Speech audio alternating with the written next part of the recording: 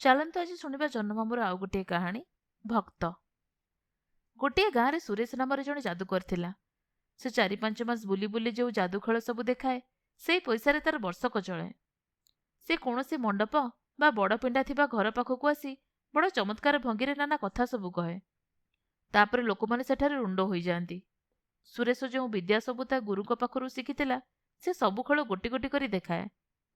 ଯାଦୁଖେଳ ମଧ୍ୟରେ ଖଣ୍ଡା ତରବାରୀ ଧରି ଡେଇଁ ଡେଇଁ ଖେଳିବା ମଧ୍ୟ ତାର ଥିଲା ବିଶେଷତ୍ୱ।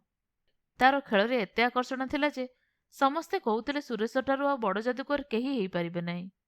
ତଥାପି ତା ରୋଜଗାର ଘର ଖର୍ଚ୍ଚକୁ ଅଣ୍ଟେ ନାହିଁ। ସେ ବହୁତ ଦରିଦ୍ର ଭାବରେ ହିଁ ଚଳେ। କିନ୍ତୁ ସୁରେଶ ଭାବେ, ମୁଁ ସାରା ଜୀବନ ଏମିତି ଦୁଃଖ ସୁଖରେ ଚଳିଯିବି, ସେଥିପାଇଁ କୌଣସି ଚିନ୍ତା ନାହିଁ। କିନ୍ତୁ ମରିବା ପରେ ଦୁର୍ଗା ଦେବୀଙ୍କ ଅନୁଗ୍ରହରୁ ପରଲୋକରେ ଯଦି ମୋତେ ସୁଖ ମିଳେ, ତେବେ ତାହା ହିଁ ମୋର ଆନନ୍ଦ। ସେଇ ଗାଁରେ ଥାଏ ଦେବୀଙ୍କର ମନ୍ଦିର।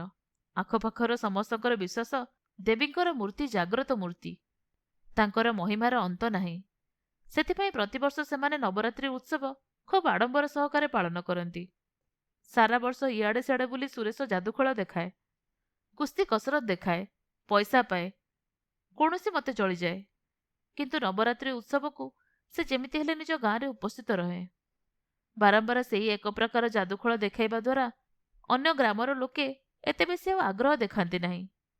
ତେଣୁ ସୁରେଶର ଟଙ୍କା ରୋଜଗାର ମଧ୍ୟ କମିଯାଏ। ତାର ବୟସ ବଢ଼ିବା ସଙ୍ଗେ ସଙ୍ଗେ ଦାରିଦ୍ର୍ୟ ମଧ୍ୟ ବଢ଼ୁଥାଏ। ତେଣୁ ଶାରୀରିକ ସୁଖ ପରେ ତାର ପରଲୋକର ସୁଖ ପାଇଁ ଇଚ୍ଛା ବେଶୀ ବଢ଼ିବାର ଦେଖାଗଲା। ଥରେ ନବରାତ୍ରିର ଉତ୍ସବ ପାଇଁ ଖୁବ୍ ଧୁମଧାମ ଲାଗିଥାଏ। ଚାଉଳ, ଚିନି, ଘିଅ ଆଦି ସଂଗ୍ରହ ଚାଲିଥାଏ। କିଏ ତୋରଣ ବାନ୍ଧୁଛି ତ କିଏ ମନ୍ଦିର ସଜାଉଛି, କିଏ ଡ୍ରାମା ପାଇଁ ପେଣ୍ଡାଲ ସଜାଉଛି ତ କିଏ ଲୋକମାନଙ୍କର ବସିବା ପାଇଁ ଚାନ୍ଦୁଆ ବାନ୍ଧୁଛି। ଏସବୁ ଦେଖି ସୁରେଶ ତନ୍ମୟ ହୋଇଗଲା।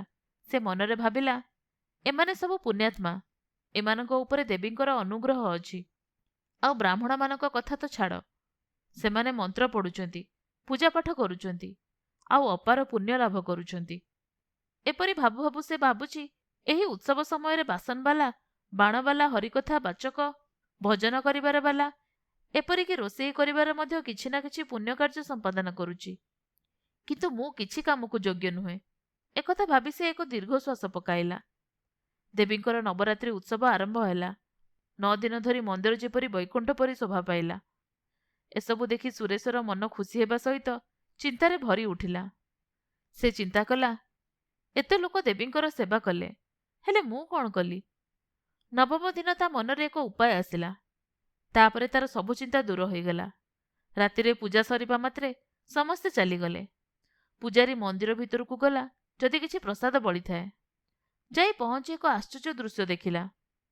ଫୁଲ ଆଉ କୁଙ୍କୁମରେ ସଜା ହୋଇଥିବା ଦେବୀଙ୍କର ମୂର୍ତ୍ତି ସମ୍ମୁଖରେ ସୁରେଶ ତାର ଅସ୍ତ୍ରଶସ୍ତ୍ର ବୁଲାଇ ଖେଳ ଦେଖାଉଛି। ପୂଜାରୀ ତତ୍କ୍ଷଣାତ୍ ମନ୍ଦିରର ଅଧିକାରୀଙ୍କ ଘରକୁ ଦୌଡ଼ିଲା। ସେଠି ପହଞ୍ଚି କହିଲା, ମହାଶୟ, ଆପଣ ନିଜେ ଆସି ଦେଖନ୍ତୁ। ମନ୍ଦିର ଭିତରେ ପଶି ସୁରେଶ କ'ଣ କରୁଛି? ଅଧିକାରୀ ପଚାରିଲେ, କ'ଣ କରୁଛି? ପୂଜାରୀ କହିଲା, ଓଃ କି କଥା, ସେ ଦେବୀଙ୍କ ସମ୍ମୁଖରେ ଯାଦୁଖେଳ ଆଉ ତଲବାର ଖେଳ ଦେଖାଉଛି। ବୋଧେ ପାଗଳ ହୋଇଯାଇଛି। ତୁମେ ଏବେ ଯାଇ ଶାସ୍ତ୍ରୀ ଓ ଅବଧାନକୁ ଡାକି ଆଣ। ଏକଥା କହି ଅଧିକାରୀ ସିଧା ମନ୍ଦିରକୁ ଗଲେ। ସେ ନିଃଶବ୍ଦରେ ମନ୍ଦିରରେ ପହଞ୍ଚିଲେ।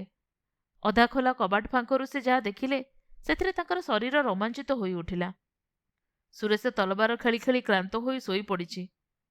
ସ୍ୱୟଂ ଦେବୀ ତାର ମଥାକୁ କୋଳରେ ରଖି ତାଙ୍କ କାନିରେ ଝାଳ ପୋଛି ଦେଉଛନ୍ତି, ଆଉ ଅନ୍ୟ ଏକ ହାତରେ ତାକୁ ପଙ୍ଖା କରୁଛନ୍ତି। ଅଧିକାରୀ ଦେବୀଙ୍କ ଆସ୍ଥାନକୁ ଲକ୍ଷ୍ୟ କରି ଦେଖିଲେ, ଆସ୍ଥାନରେ ମୂର୍ତ୍ତି ଦେଖାଯାଉନାହାନ୍ତି। ଏପରି ଦୃଶ୍ୟ ଦେଖି ଅଧିକାରୀ ମନ୍ଦିରର କବାଟ ପାଖରେ ସାଷ୍ଟାଙ୍ଗ ପ୍ରଣିପାତ କରି ଉଚ୍ଚ ସ୍ୱରରେ ଦେବୀଙ୍କର ସ୍ତୁତି କରୁଛନ୍ତି।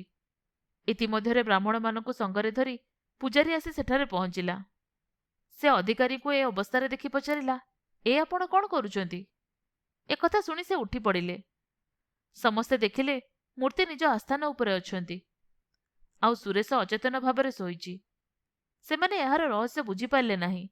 ଅଧିକାରୀ କ୍ରମେ ସବୁ କଥା ବୁଝାଇ କହିଲେ, ଆଉ ଯେଉଁ ଦୃଶ୍ୟ ଦେଖିଥିଲେ ସେ କଥା ସମସ୍ତଙ୍କୁ କହିଲେ। କିନ୍ତୁ ବ୍ରାହ୍ମଣମାନେ ଏତେ ଶୀଘ୍ର ସେସବୁ ବିଶ୍ୱାସ କଲେ ନାହିଁ। କୁଙ୍କୁମ ଗୁଣ୍ଡ ମଧ୍ୟରେ ଦେବୀଙ୍କର ଚରଣ ଚିହ୍ନ ପରିଷ୍କାର ଦେଖାଯାଉଥିଲା। ଦେବୀ ମୂର୍ତ୍ତି ଯେଉଁ ଶାଢ଼ୀ ପିନ୍ଧିଥିଲେ, ତାହାର କାନି ଓଦା ହୋଇଥିଲା। ଏସବୁ ଦେଖି ସମସ୍ତେ କ୍ରମେ ବିଶ୍ୱାସ କଲେ।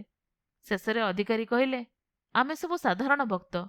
ଏହି ସୁରେଶ ହିଁ କେବଳ ଦେବୀଙ୍କର ପ୍ରିୟ ପୁତ୍ର।